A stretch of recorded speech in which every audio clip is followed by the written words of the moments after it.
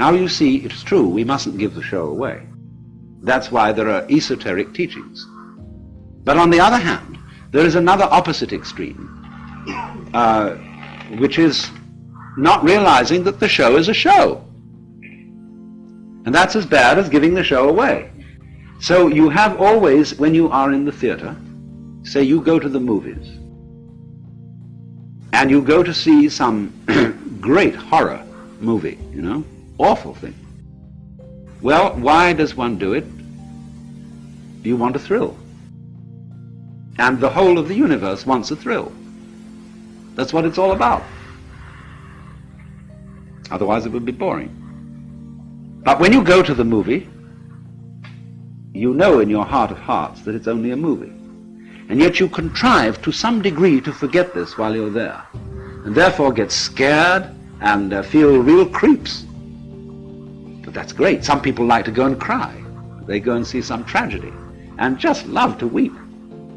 Because it's a catharsis. It gets all the salt out of you or something, I don't know.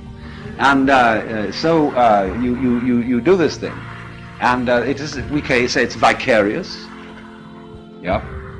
But that is the spirit of showmanship, of play. So one might say then that it is possible in this life to attain a sort of metaphysical courage in which you really know deep within that the most harrowing experiences that physical existence can offer are a show. Now this is the what you might call ultimate nerve. And for example, when the samurai in Japan studied Zen, that's what they wanted to get from it. They wanted to get ultimate nerve so that absolutely nothing would faze them. So there is a poem which says, "Under the sword lifted high, there is hell making you tremble. But go ahead, and there is the land of bliss."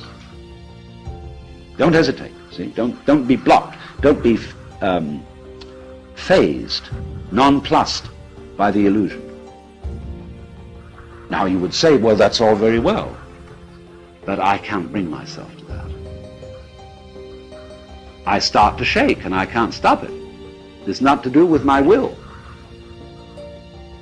And no amount of gritting my teeth, clenching my muscles, exercising my willpower can get rid of the shakes when I am really scared. That's true. But you must remember that the secret to all this is not to be afraid of fear. When you can really allow yourself to be afraid, and you don't resist the experience of fear, you are truly beginning to master fear. But when you refuse to be afraid, you are resisting fear. And that simply sets up a vicious circle of being afraid of fear and being afraid of being afraid of fear, and so on. And that's what we call worry. Worry is simply a chronic condition. And people who worry are going to worry no matter what happens. Because when one possible threat is exterminated, they will immediately discover another. Because worry is an infinitely skinned onion. And you can go on and on and on, because the moment you see, you reduce the size of the onion and you get your worry down to about this, suddenly your whole sense of distance and size changes. And because you're looking so intently at this little onion, it fills your whole field of vision and is once again a big onion. See? You start peeling that down. But as you get another little one about this size, then it enlarges itself in your judgment and your sense of values. And once more it's colossal. Now that's always going on. So if you are disposed to worry, there is always plenty to worry about. You make plenty of money and you have no troubles about that, then you start wondering if you're going to get a disease. And the doctor says, no, it's all right, nothing wrong with you. Then you wonder if you're going to get into an accident. And then you take precautions, and then you wonder if there's going to be a political revolution, etc. whether your house is going to be robbed. There's always something. So it is really, this kind of worrying is a completely useless pursuit. And yet we feel a little guilty if we don't do it. Because it's somehow put into us that a proper amount of worrying is showing a good sense of responsibility. You're concerned. And Paul Tillich used this word concern in a special way. And Quakers always use the word concern. And all people, you might say, who are socially conscious are concerned. So when we say I'm concerned, it means I have a frown on my face. And I'm worried about you, about the nation, about the war, so on, concern. And Tillich said, religion is ultimate concern. I am concerned about the universe. And he used this wonderful decontaminated word for God, which he got from Eckhart, the ground of being. See, God still has whiskers on it, but the ground of being doesn't, obviously. And so ultimate concern is to be concerned about the ground of being. Well, now, I don't think I'm not sure about Tillich. I knew him, and he was a very wonderful man. But what I call concern, in the way I would want to interpret it, instead of this sort of frown, is something more like amazement. In other words, that existence is extremely peculiar. I can't explain this feeling because I don't know quite how to ask a question about existence so that I could be said to be wondering about it in some sort of clear-thinking way. It's a very nice thing to consider to yourself, that if you were going to have an interview with the Lord God, and you would have only 5 minutes, and you might ask one question, what would you ask? And you've got plenty of time to think this over in advance. And you realize, question after question, say, no, that's not really the thing I want to get at. It's not that. Like, do you exist? God would say, well, of course. Yes, here I am. Am I having a hallucination? He said, no. Well, how can I be sure that this isn't a hallucination, you see? And then you reject all that sort of question. And when you finally come down to it, you don't know what to ask. There is a sort of question in your mind, not so much a question as a questioning. A feeling of, it's all unbelievable. It's amazing.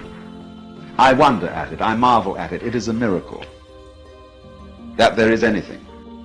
But it's like a friend of mine who went to a Zen master. He got an interview after a good deal of trouble, an interpreter. And he sat down and said, you know, now I'm here, I don't know what to ask. I just feel like laughing. And Zen master said, well, let's laugh. And they just broke up. So